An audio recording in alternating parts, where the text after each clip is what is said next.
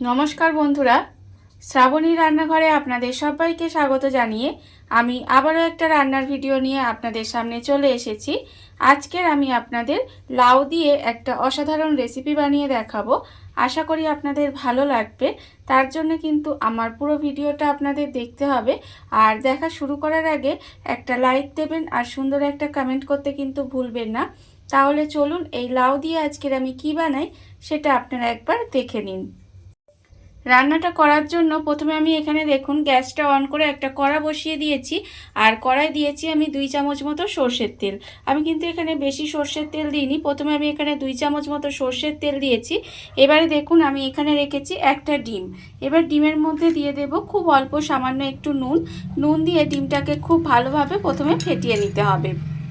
ডিমটা আমি এখানে খুব ভালোভাবে ফেটিয়ে নিয়েছি। এবারে দেখুন এখানে তেলটাও আমার গরম হয়ে গেছে। এবারে আমি এই ডিমটা তেলের মধ্যে দিয়ে দেব। দিয়ে যেভাবে আমরা ডিমের ভুজিয়া বানাই সেইভাবে কিন্তু ডিমটা আমি এইভাবে একটু ভুজিয়া বানিয়ে নেব। দেখুন এইভাবে কিন্তু ডিমের ভুজিয়াটা প্রথমে বানিয়ে নিতে হবে। ডিমটা আমার এখানে দেখুন ভুজিয়া বানিয়ে নিয়েছি। এইবারে আমি ডিমটাকে আলাদা করে তুলে রেখে দেব। ডিমের ভুজিয়াটা আমি এখানে আলাদা করে তুলে রেখে দিয়েছি। আর আবারও কিন্তু কড়ার মধ্যে দিয়েছি আমি প্রায় 2 চামচের মতো সর্ষের তেল। এবারে আমি তেলটা গরম হয়ে গেছে, তেলের মধ্যে দেব অল্প সামান্য একটু কালো জিরে আর 2টো কাঁচা লঙ্কা ফোড়ন দিলাম। দিয়ে ফোড়নটা আমি একটু ভাজা ভাজা করে নেব। ফোড়নটা আমার এখানে একটু ভাজা ভাজা হয়ে গেছে। এবারে আমি এর মধ্যে দিয়ে দেব আলু। এখানে আমি একটা মাঝারি সাইজের আলু একদম সরু করে কেটে রেখেছি, সেই আলুটা আমি এর মধ্যে দিয়ে দেব। দিয়ে এবারে আলুটাকে একটু হালকা করে ভেজে নেব।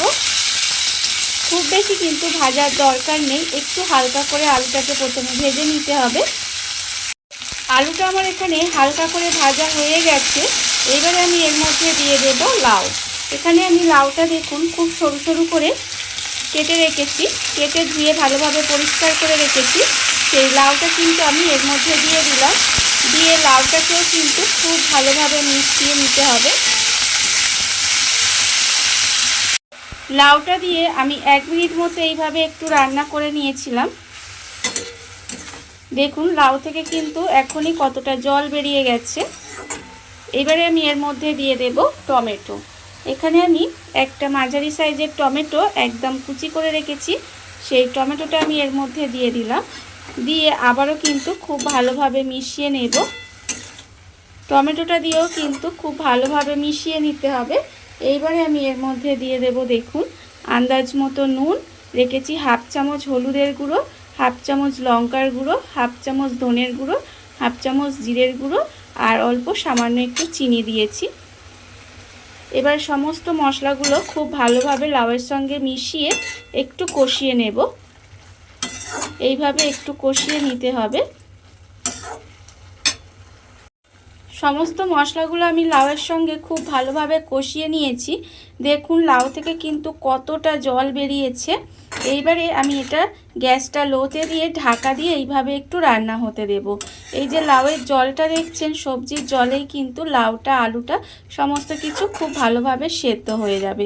সেই জন্য আমি এখানে গ্যাসটা লোতে দিয়ে এইভাবে ঢাকা দিয়ে কিছুক্ষণ রান্না হতে দেব। গ্যাসটা লোতে দিয়ে ঢাকা দিয়ে আমি লাউটা এইভাবে কিছুক্ষণ রান্না করে নিয়েছি। দেখুন এর ফলে কিন্তু লাউ আর আলু একদম খুব ভালোভাবে সেদ্ধ হয়ে গেছে, দেখে বুঝতেই পারছেন। এবারে আমি এটাকে আলাদা করে ঢেলে নেব, আলাদা করে ঢেলে রেখে দেব। লাউটা আমি এখানে আলাদা করে ঢেলে রেখে দিয়েছি।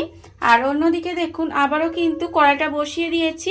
কড়ার মধ্যে দিয়েছি আবারও 2 চামচ মতো তেল। তেলটা আমার এখানে গরম হয়ে গেছে। এবারে আমি তেলের মধ্যে দিয়ে দেব পেঁয়াজ কুচি। এখানে আমি একটা মাঝারি সাইজের পেঁয়াজ একদম ছোট ছোট করে কুচি করে রেখেছি, সেই পেঁয়াজটা আমি এর মধ্যে দিয়ে দিলাম। আর আমি দেব এর মধ্যে রসুন কুচি। এখানে কিন্তু 3 থেকে 4 কোয়া রসুন একদম মিহি করে কুচি করে রেখেছি, সেই রসুন কুচিটাও এর মধ্যে দিয়ে দিলাম। দিয়ে খুব ভালোভাবে এটা কিন্তু একটু ভেজে নিতে হবে। পেঁয়াজ আর রসুনটা আমি এখানে খুব ভালোভাবে ভেজে নিয়েছি। দেখুন লাল করে কিন্তু পেঁয়াজ রসুনটা এখানে ভাজা হয়ে গেছে। যখন দেখবেন পেঁয়াজ রসুনটা এইভাবে ভাজা হয়ে গেছে তখন আমি এর মধ্যে দিয়ে দেব যে লাউয়ের তরকারিটা এখানে নামিয়ে রেখেছিলাম সেই লাউটা কিন্তু আমি এর মধ্যে দিয়ে দিলাম। দিয়ে খুব ভালোভাবে এটা মিশিয়ে দেব। মিশিয়ে এইভাবে গ্যাসটা লোতে দিয়ে আবারও কিন্তু কিছুক্ষণ রান্না হতে দিতে হবে। দেখুন এইভাবে কিন্তু আবারও একটু লাউটাকে রান্না করে নেব। লাউটা দিয়ে আমি কিন্তু এখানে আবারও 5 মিনিট মতো একটু রান্না করে নিয়েছিলাম। দেখুন ভালোভাবে কিন্তু রান্নাটা হয়েই এসেছে। এইবারে আমি এর মধ্যে দিয়ে দেব যে ডিমের ভুজিয়াটা প্রথমে বানিয়ে রেখেছিলাম, সেই ডিমের ভুজিয়াটা এর মধ্যে দিয়ে দিলাম। দিয়ে খুব ভালোভাবে মিশিয়ে নেব। মিশিয়ে নিয়ে আবারও কিন্তু 5 মিনিট মতো এইভাবে একটু রান্না করে নিতে হবে। এই রান্নাটা আপনারা গরম ভাত দিয়ে খেয়ে দেখবেন, অসাধারণ কিন্তু এর স্বাদ হয়। আপনারা এইভাবে একবার হলেও বাড়িতে বানিয়ে দেখতে পারেন। আমি কিন্তু এটাকে আবারও 5 মিনিট মতো একটু এইভাবে রান্না হতে দেব। আবারও কিন্তু 5 মিনিট মতো এইভাবে একটু রান্না করে নিয়েছিলাম। দেখুন রান্নাটা কিন্তু আমার এখানে রেডি হয়ে গেছে। আর এটা কিন্তু নামানোর আগে আপনাদের কাছে যদি ধনেপাতা থাকে তাহলে কিন্তু নামানোর আগে একটু এর মধ্যে দিয়ে দিতে পারেন। আমার কাছে ধনেপাতাটা নেই তাই আমি দিতে পারলাম না। ধনেপাতাটা দিলে কিন্তু এটা খেতে আরও ভালো লাগবে। দেখুন রান্না কিন্তু আমার এখানে রেডি হয়ে গেছে। এবারে আমি গ্যাসটা অফ করে দেব। দেখুন বন্ধুরা, বাড়িতে থাকা কত অল্প উপকরণে কত অল্প সময় কত সুন্দর একটা লাউয়ের রেসিপি তৈরি হয়ে গেছে, আপনারা দেখতেই পেলেন। আর এটা কিন্তু গরম ভাত দিয়ে খেতে অসাধারণ লাগে। এইভাবে আপনারাও একবার হলেও বাড়িতে বানিয়ে দেখতে পারেন। আর এই ভিডিওটা যদি আপনাদের ভালো লেগে থাকে, আপনারা যদি ফেসবুক থেকে দেখে থাকেন পেজটি ফলো করে দেওয়ার অনুরোধ রইল। আর যদি ইউটিউব থেকে দেখে থাকেন চ্যানেলটি সাবস্ক্রাইব করে নেওয়ার অনুরোধ রইল। তাহলে চলুন ভিডিওটা আমি এখানেই শেষ করছি। আপনারা সবাই ভালো থাকবেন, সুস্থ থাকবেন। আবারও হাজির হব নতুন কোনো রান্না নিয়ে।